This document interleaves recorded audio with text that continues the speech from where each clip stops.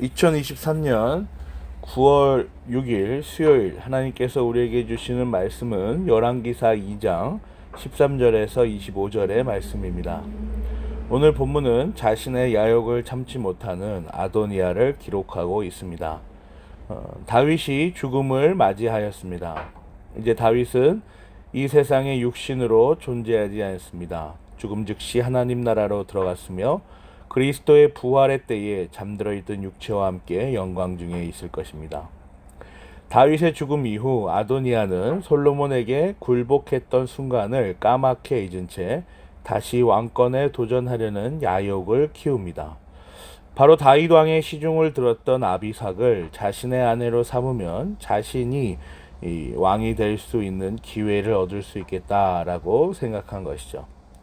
15절에 기록된 그의 말씀을 한번 보세요.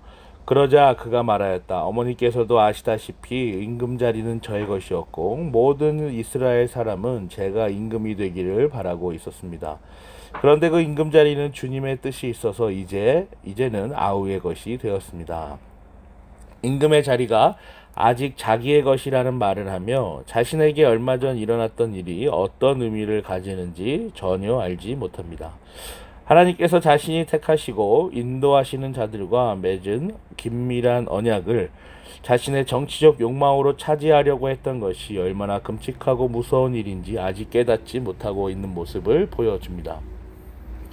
사랑하는 고향제일교회 성도 여러분, 하나님의 말씀은 온 우주에 존재하는 모든 생명체들에게 열려 있습니다. 특별히 영혼을 가진 사람들에게 열려 있죠.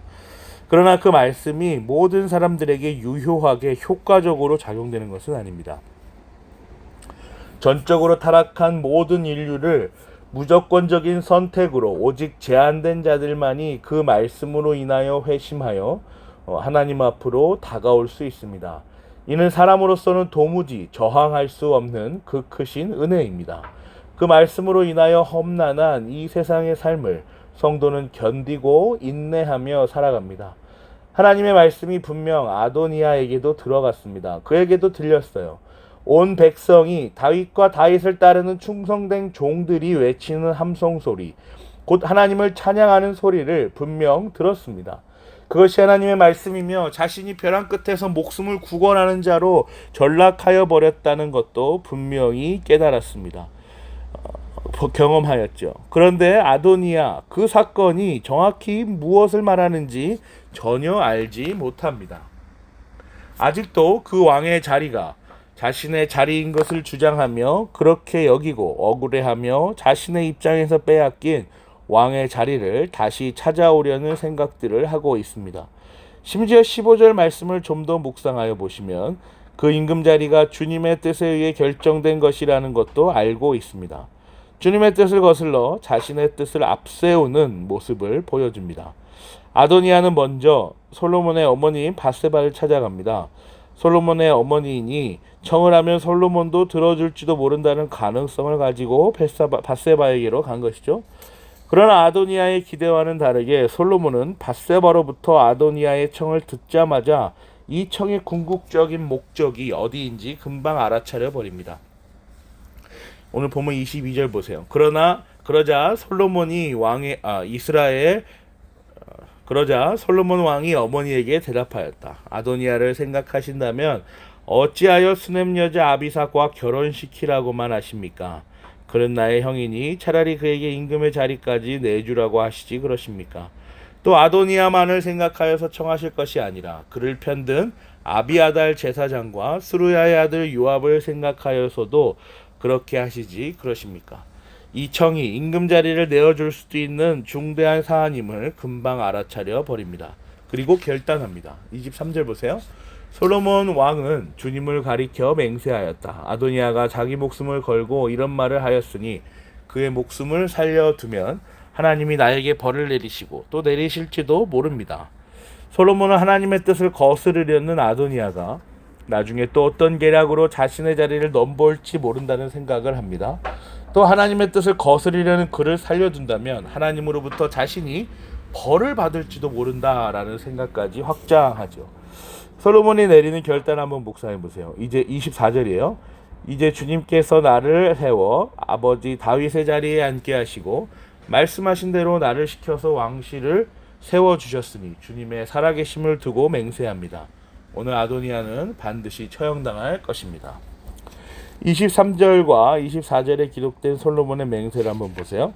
성도는 하나님께서 주신 10가지 계명을 묵상합니다. 세 번째 계명은 우리가 잘 아는 바와 같이 하나님의 이름을 망령되이 부르지 말라입니다. 사사로운 감정과 의지로 하나님을 부르지 말고 또 그의 이름으로 함부로 맹세하지 말라는 명령인데요. 솔로몬은 이 말씀의 의미를 분명하게 알고 있었습니다. 하나님의 뜻이 거슬러지는, 하나님의 뜻을 불순종하는 일을 방지하는 차원에서 주님의 이름을 사용합니다. 그만큼 이 일이 중차대한 사건임을 알고 있는 것입니다. 하나님의 뜻과 계획이 반드시 지켜져야 한다는 그의 순종의 의미도 담겨 있는 아주 중요한 결정입니다. 하나님을 거역하려는 아도니아는 하나님의 이름으로 마땅히 처형당할 것입니다. 사랑하는 고향제일교회 성도 여러분, 오늘 본문은 오늘날 우리에게 어떠한 교훈을 전달하여 줍니까? 말씀이 온 세계를 향하여 열려 있습니다. 그러나 말씀은 그 말씀 아래 존재하는 모든 성도들에게만 유효하게 닫혀 있습니다. 그 말씀을 먹으며 자라나게 하시며 회복시키셔서 이 세상에서 구원을 경험하게 하십니다. 말씀을 통하여 깨닫게 하시고 말씀을 통하여 하나님을 알아가게 하십니다. 하나님께서 말씀을 통하여 부르시고 이 세상에서의 하나님 나라를 보여주십니다. 영원한 완성된 하나님 나라를 소망하게 하시는 것이죠. 따라서 지금 우리가 말씀에 반응하여 하나님을 알아가는 것은, 지금 우리가 말씀에 반응하여 우리의 연약한 영혼을 긍휼히 여기는 것은 바로 우리가 성도라는 아주 강력한 표지입니다. 하나님께서 택하신 자들에게 이 말씀을 통한 성찰로 인도하시고 하나님을 찾게 하십니다. 목마름을 느끼게 하시고 가냘픈 영혼의 보호를 간구하게 하십니다. 오늘도 우리의 연약하고 무능한 영혼을 바라보며 하나님의 말씀을 묵상하는 우리가 되기를 기도합니다. 말씀을 통하여 회복이 있고 생명에 이르는 회개에 이르도록 하시는, 그렇게 인도하신 하나님께서 우리를 말씀으로 움직이게 하시고 하나님 앞으로 나아오도록 이끄실 것입니다. 아멘.